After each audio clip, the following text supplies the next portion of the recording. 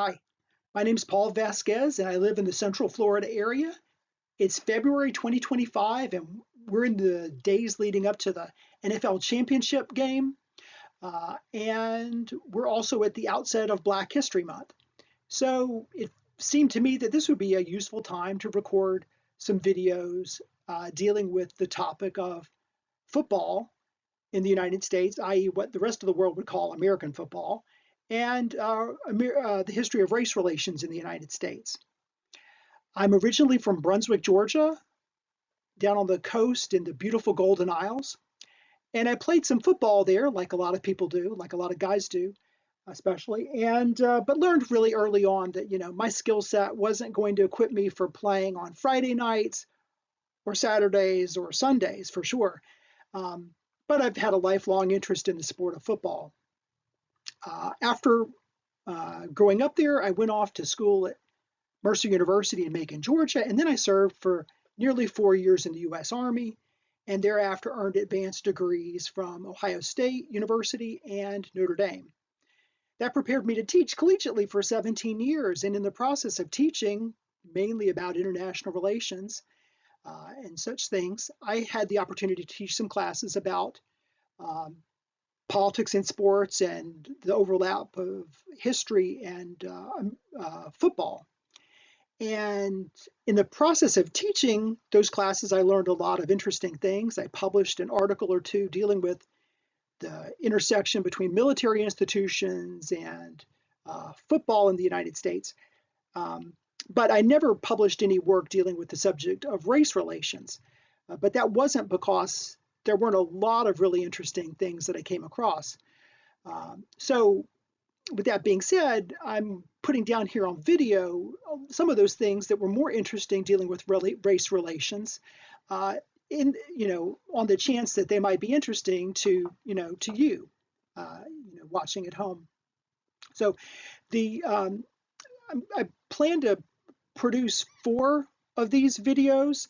This one's going to be the longest because I've given you a little introduction about myself. But the ones that I'm going to be recording coming up, or at least this first one rather, is going to deal with kind of participation of Blacks in the sport of football from kind of the earliest years up through the Brown versus the Board of Education decision, and some things involving violence that African Americans experienced on the playing field. Then for the next 2 videos, I'm going to deal with kind of what the state of football and race relations was like kind of in the years leading up to the Kennedy administration, and then during the Kennedy presidency. And then the third video will deal with the latter half of the 1960s during the Johnson administration, when there was a lot more kind of legislative success and kind of mobilization in the country dealing with civil rights and Black identity and inclusivity. And then for the final video I plan to record dealing with this, I'm going to touch on the Black Lives Matter movement and Colin Kaepernick and some of those protests that took place just not even 10 years ago now. So one thing that kind of differentiates football in a big way from baseball in the United States is that in the US there's a lot of focus on Jackie Robinson for his role in famously breaking Major League Baseball's color barrier in 1947, which had prevented Black players from playing with white players. And of course, it's gotten a lot of celebration. His number 42 has been retired and posted around Major League Baseball parks around the country, and rightfully so, because of the challenges and just awful treatment he had to deal with in those early days of trying to integrate Major League Baseball. By contrast, there's really not one singular figure in the sport of football in the United States that occupies so much attention with regards to breaking racial barriers, because there were various players at time, players of color who played even decades prior to Jackie Robinson breaking the color barrier. Part of that was because football was largely a collegiate game, and colleges, especially in the North, were oftentimes more open-minded about letting black players play. But even though he doesn't have the visibility of Jackie Robinson, no person probably had more accomplishments on the field that are known by people who are students of the game than Fritz Pollard, who was a black player who played at Brown University in the early 1900s, and in 1916 took Brown University all the way to the Rose Bowl.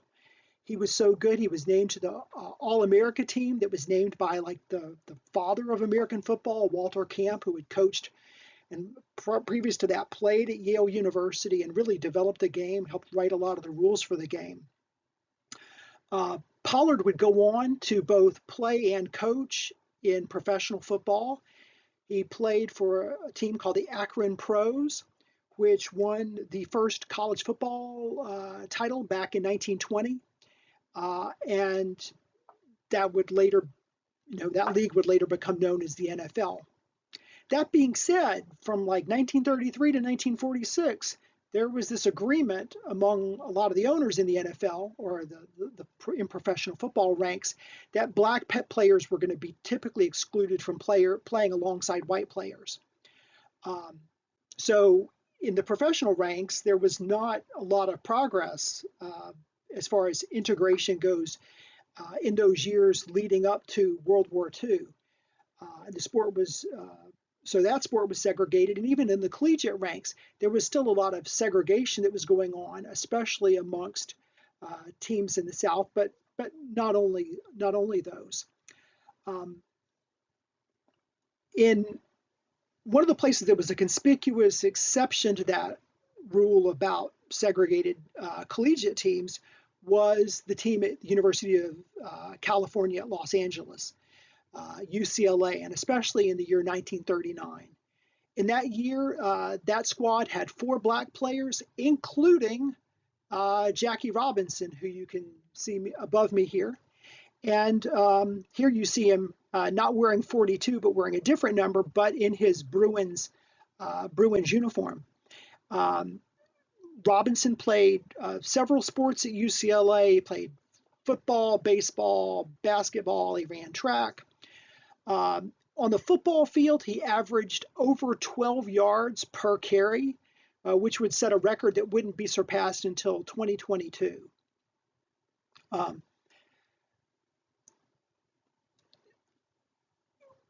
While Major League Baseball's color barrier wasn't broken until 1947, the year before that, 1946, the color barrier that had kind of been reinstituted in professional football and the NFL was broken in part by one of Jackie Robinson's former Bruin teammates when Kenny Washington, who had played quarterback at UCLA, along with another gentleman, went to play with the Los Angeles Rams.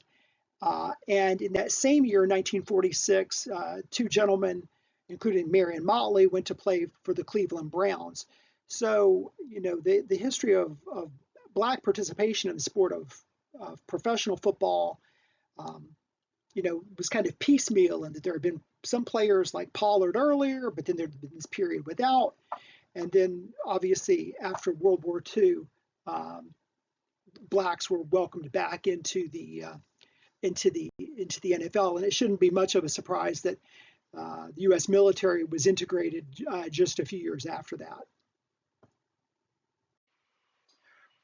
While there were black players like Fritz Pollard or Jackie Robinson or Kenny Washington that were able to make inroads, the inroads weren't always made easily. And for some of their counterparts playing for other teams, the results could be, very brutal and violent, and in some cases, deadly. The most tragic example deals with a guy named Jack Trice, and the incident took place in 1923. And just for some context, scholars who study American history talk about a great migration having taken place in the United States from 1910 till about 1970, which involved a lot of blacks moving out of the American South, not only because of Jim Crow segregation, but because of some of the racial violence that they were targeted with. And in some cases, racial violence wasn't something that was wholly contained to the states of the old Confederacy. And probably the most tragic example that I can think of involving this, that involved a black football player, involved Jack Trice, who you can see depicted here. He was a football player at Iowa State University in Ames, Iowa. He was one of 22 black students, but even though he was enrolled at Iowa State, he wasn't allowed to live on campus because of his race. So he lived out in the town, but he was nonetheless a standout player on the team and certainly welcomed to play there. That didn't mean that other schools necessarily were happy to see him play there.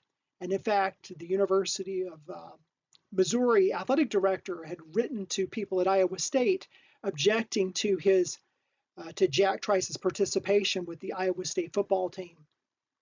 Nonetheless, he was allowed to play.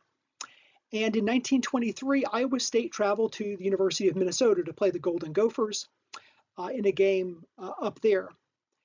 And in the days and weeks kind of leading up to the event, there had been racist kind of activity. The Klan had been active in the area, and there was a lot of racial strife kind of simmering just below the surface. Nonetheless, the game took place. During the game, Jack Trice was involved in a play. He was on offense. He threw a block and kind of threw his body out at an angle, kind of trying to take people out this way. As a result of the block, he was reportedly stomped on numerous times by Minnesota players. Those are according to reports that were made. He was taken to a local hospital where he was later released and returned home to Iowa, where unfortunately he died of internal bleeding that was involved in his stomach and his intestines and such.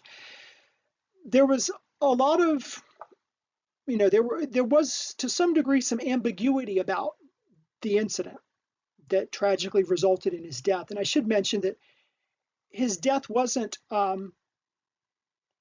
certainly the only death that was football related that a player ever suffered. In fact, in the early 1900s, President Theodore Roosevelt was very concerned about injuries and deaths taking place on the football field. And in 1897, the legislature in my home state of Georgia actually voted to outlaw the sport of football because of a death involving a player named Richard Von Gammon, who had played for the University of Georgia in a game in Atlanta against the University of Virginia. The governor didn't sign the legislation at the behest of the dead player's mother. So obviously, University of Georgia and playing of football was allowed to continue in Georgia. But so certainly, the game of football had been a violent game, and sometimes it was difficult to disentangle how much race was involved in certain things. And sometimes, without photographic record of what took place on the field, it was hard for people to assess, well, had people really stomped on Jack or not? There was some ambiguity around that. Nonetheless, people in Ames certainly saw it as a racist attack by and large. And in fact, the football field at Iowa State was named for Jack Trice and still bears his name today.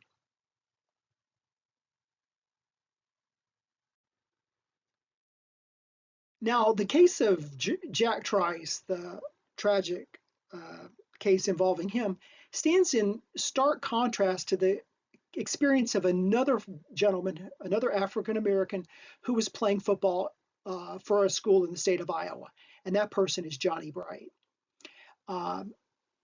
Bright suffered what was pretty clearly a racist attack on the football field, uh, didn't die from a result of his injuries that he sustained, but his case arguably had much more significance nationally because of the role of the media in terms of documenting what had happened. So let me tell you a little bit about Johnny Bright, because he's not as well known in the United States as he really should be, primarily because he played his pro career took place to our north up in the country of Canada. Bright was an offensive back for Drake University in Des Moines, Iowa, and was considered really one of the best players in the country in the early 1950s. One year he had accounted for 70% of the yards gained and 70% of the points scored by the Drake University football team. He was the first player to gain 1,000 yards, both running the ball and passing the ball, which speaks in one season, which speaks to his skills both as a passer and a runner. And but the case that really got a racial angle involved in Johnny Bright's career took place in 1951. Drake University that year was scheduled to go to Stillwater, Oklahoma, and play the team at Oklahoma A&M, now known as Oklahoma State University. And Oklahoma A&M had an integrated campus, but they didn't have an integrated football team. The football team was all white, and it was pretty clear that the players and a lot of the fans wanted it that way, and they didn't want any race mixing, so to speak, on the football field. In part because of those elements of racism, and also Johnny Bright's stature as an outstanding African-American football player at Drake, there had been a lot of rumors going around that he was going to be targeted for some really rough play when they went down to Stillwater. And on the very first play of the game, Bright was knocked out of the game with what is pretty clearly a cheap shot that you can see depicted in the series of images here on the slide. And by this time, there had been rules passed years before that prohibited players from striking at the head in the way that the Oklahoma A&M player did. But nonetheless, there were no penalties called, and he was knocked out as a result of that blow. He later returned to the game, but was, treated to some similarly like excessive violence on the field that went unpenalized, and eventually Bright was removed from the game. Okay. Later, it was learned that he had broken his jaw in that game. The Oklahoma A&M player had broken his jaw, and despite putting up several scores, Drake fell to Oklahoma A&M. But what really made this game significant was the fact that in addition to this thing happening, it had been captured by photojournalists and documented by the sports journalists that were there from the Des Moines Register paper.